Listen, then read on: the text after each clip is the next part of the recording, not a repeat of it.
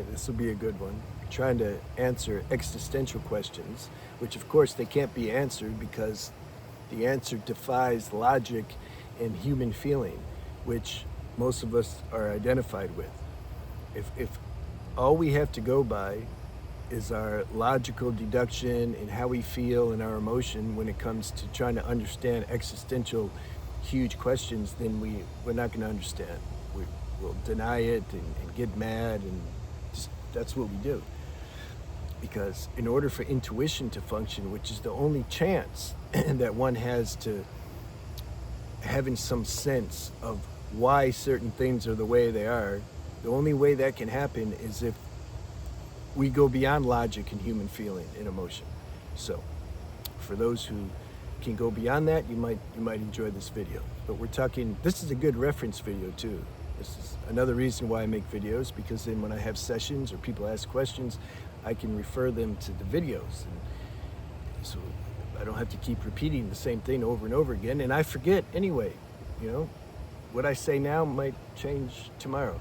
So hopefully I do justice in this video in talking about this topic, because people say, like, if God is love, then how can there be so much evil? Or why would hell exist? And it's because we project our idea, again, based on logic and human emotion, onto the infinite. We say what we think love is. Love is like safety, and if something's loving, it should be very kind and very nice and gentle, and there shouldn't be any pain or war or anything. That's not the definition of divine love. That's more of a human love. And divine love, infinite love, the absolute, is beyond that level of like thinking. Divine love means there's no boundaries. It means it's all inclusive. It allows anything and everything. It has to. If it excludes something, then it wouldn't be infinite. How can it be infinite if it excludes something? So within this divine love, infinite love, you can say there's two, or should I say first, there's two currents. You can say a warm current and a cold current, all right? Positive current and a negative current. The warm current is that nice, loving, safe, secure, I'll take care of you, bliss, peace, love, light current.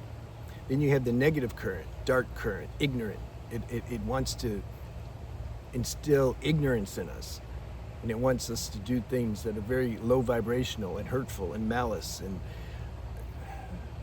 that's its job. You have to have both currents, because law of duality, the infinite being that it's everything, which in another way of saying it is nothing. If you're everything, then you're really nothing, right?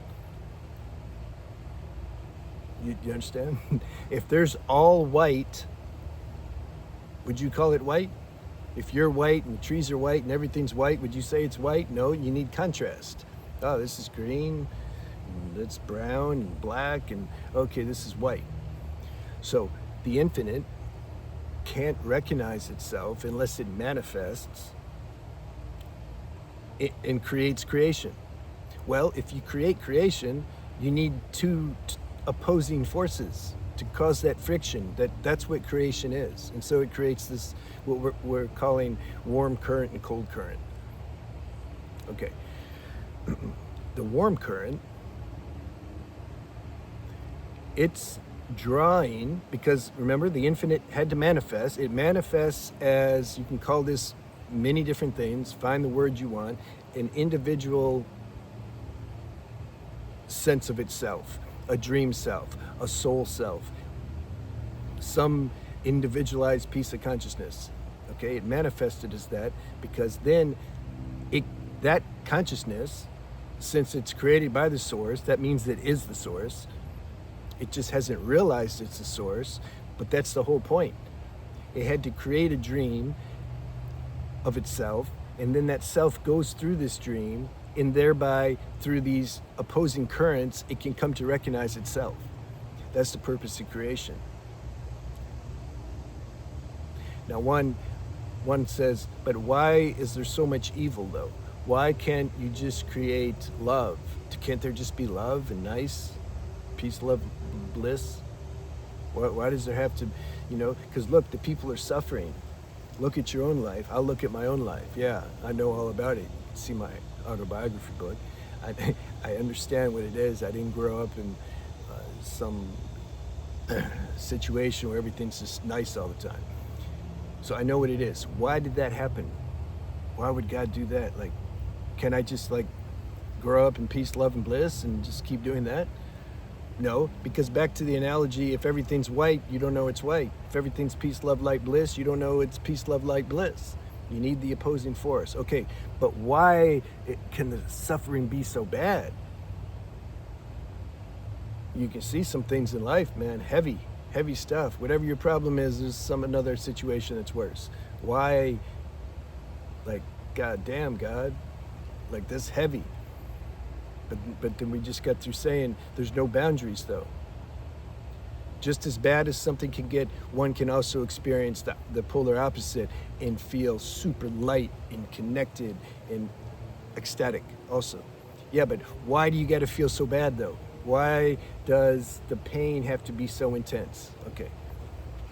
It's because the pain belongs to the body. Your body is what's feeling the pain.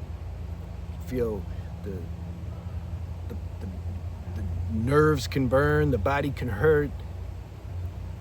You can get, tortured and pass out and have a hell of a time. And that's just the physical body.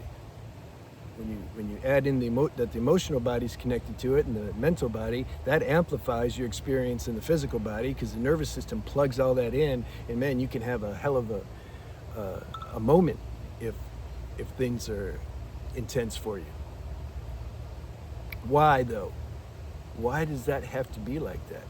It's because your real nature, your real self isn't feeling any pain. The infinite, which is what your real essence is, it's not feeling pain. It's the body mechanism. It's the dream that's feeling pain. Check it out.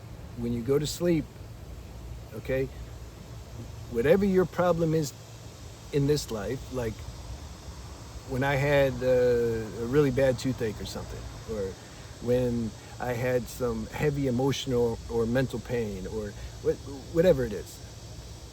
Once the body goes to sleep, or when you're given anesthesia or something, you don't feel that anymore.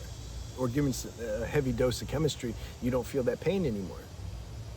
Belongs to the body. You don't feel it in sleep. When this body dies also, when it expires, you're not going to feel that pain. You're out of the body, like it's the body that's feeling the pain. So it's not permanent pain. Your true self isn't feeling any pain. You see, God knows that. We have to come to know that though.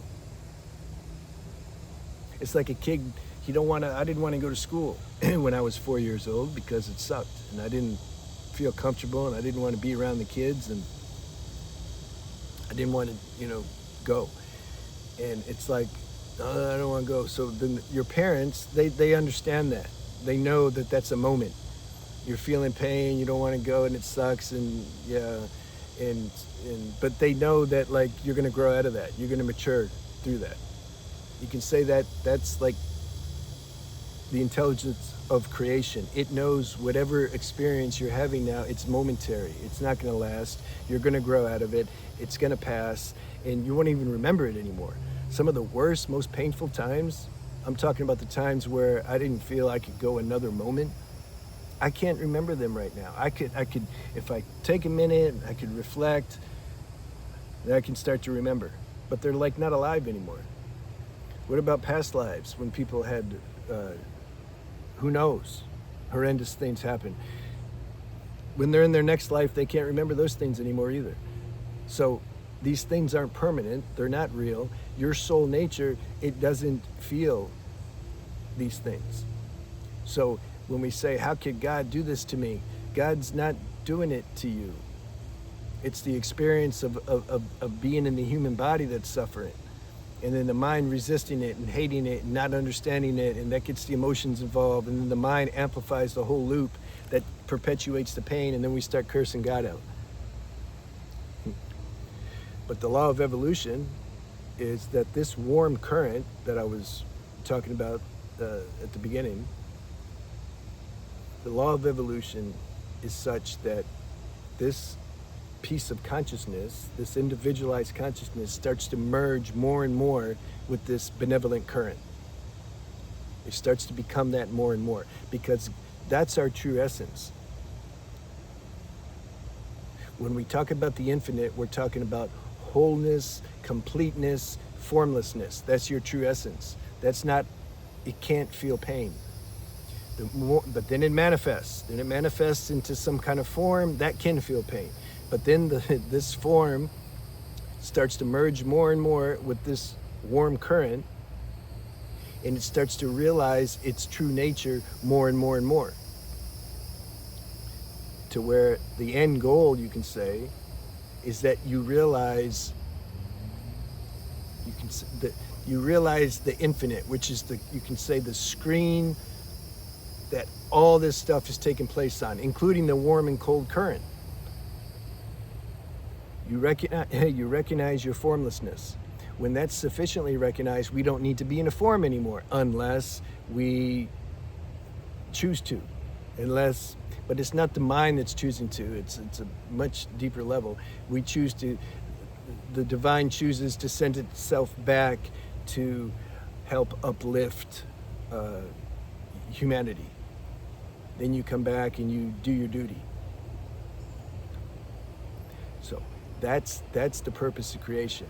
It manifests itself, it loses itself, and then it regains itself, because you can't stop it. You cannot stop from the person who, this could be myself, if you talk to my teachers back when I was a kid and ask them what do they think I'm going to turn out to be, I don't think they would say I'd be doing what I'm doing now. Not most of them. So the point, what I was going to say is, your worst person, whatever on surface level that somebody is doing now that looks very evil or cruel, they're your future saints, because it's the law of evolution. Everybody is going to recognize their true nature at some point. So you can't miss.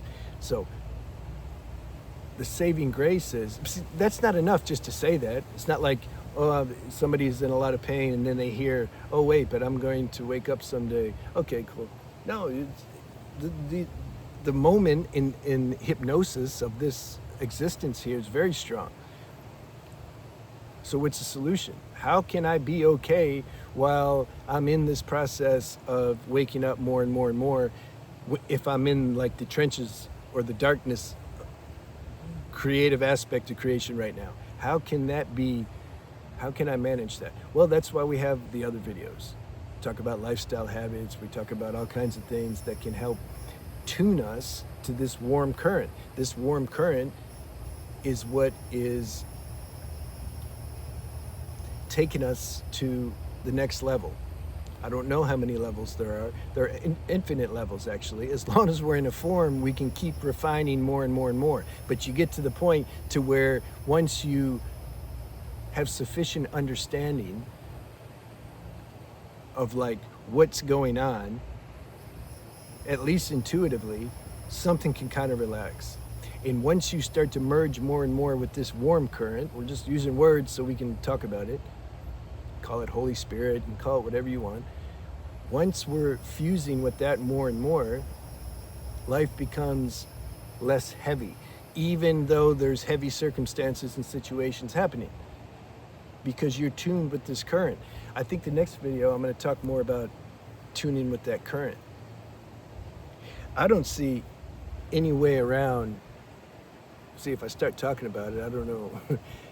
Like I say, I want to keep that as a separate video, but I don't, at some point, if there's not some relationship with this divine in whatever way you can do it, life just gets unbearable after a while. Once all this stuff out here gets boring, and you're just kind of like, everything's just meaningless, this sucks, then there has to, I mean, it's good, it's auspicious on some level, because that's what gives the driving force to connect with this personal aspect of God. So the infinite, it has both. There's an impersonal, its true nature is impersonal. It's everything. So how can it be personal? But it also manifests as a personal aspect, which is that warm current that's bringing itself back to itself. That relationship's super important to form at some point. And just start talking to it. Just start talking to God. I know you exist. Can you give me a sign or something? Can you just, you start having a relationship with that. Now the non-dual oaks will say, yeah, but there's no relationship. If there's only the self, how can there be a relationship? See, that means they haven't realized what they're talking about yet, because if somebody really has that level of realization, you don't say that. Actually, the more one merges with this warm current, the more your devotional aspect will activate. You can't help it. That's just what you do. You flow with it. You don't stop and say, wait a minute though, who am I worshiping? You see? This is mind again. Hijacking spiritual practices, trying to look clever. It's silly. It gets tiring after a while. I'm glad I don't watch that stuff. I watched some of those things in the beginning when I was starting my channel. I just wanted to see what's out there, and I'm like, damn. But it turns out my audience is there's people out there, man, that can tune. This is a hard subject to talk on, because it's how do you make this simple? I mean, I'm doing the best I can do. I'm doing, because I'm not trying. It's like, okay, God, if you want me to talk about this, let's go. Because if you got to try to figure out how to talk about this, you're going to sound stupid. Still might sound funny. Depends who's listening. I'm talking to the people that are supposed to hear it. I'm trying to see here, like, did I hit everything? Yeah, if God can't, because this is a heavy question, so I want to keep hitting it. You understand, if the divine is perfect wholeness and completeness, then it can't reject anything. By default, if you reject something, you're not whole. We have to look at things on broader, more existential level to understand these things. Can't reject anything. It allows everything. At the same time, it doesn't suffer anything. Why? Because it's formless. And who are you? Your essence is formless too. How do I realize that? By connecting with this warm current. How do I do that? You got to find your way. We do the best we can in the videos to try to talk about things that help align you more with that. And then the next video, we're going to talk about how to have a more personal relationship with this power. It needs to be a personal relationship. It can't just be some abstract thing like God somewhere. What is it? And I'm me and I'm praying to some abstract thing. No, it has to be intimate, man. It has to be more real than if you're talking to a so-called human form. Talking to your mother or your friend, that feels real, right? Okay, you need to get to where it feels real when you communicate with the divine. Well, how can it be like that when you start to feel its presence and you can't deny it? But that's another video. Well, I think we hit everything. So you can say like this too. Awakening, when people talk about self-realization and awakening, that is when the realization that there is a infinite, pure screen that everything's happening on. That's what awakening is.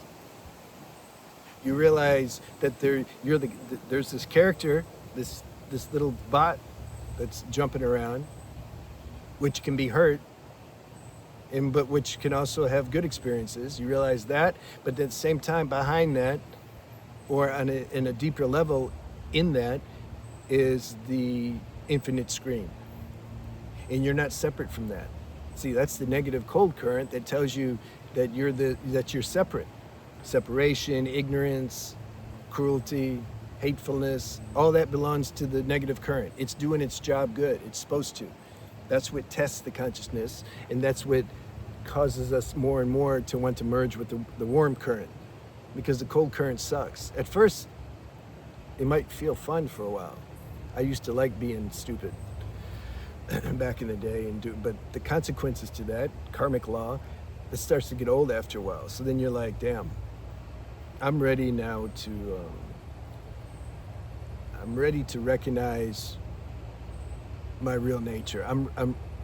I want to experience calmness and peace. I don't want any more like to get high on sugar, which is what this world pretty much has to offer. Just a bunch of things that if you get, it gives you a sugar high. You burn out on that after a while, and you're like, I want completeness and calmness. I want to recognize my essence, because something knows that the essence, maybe you've tasted it before.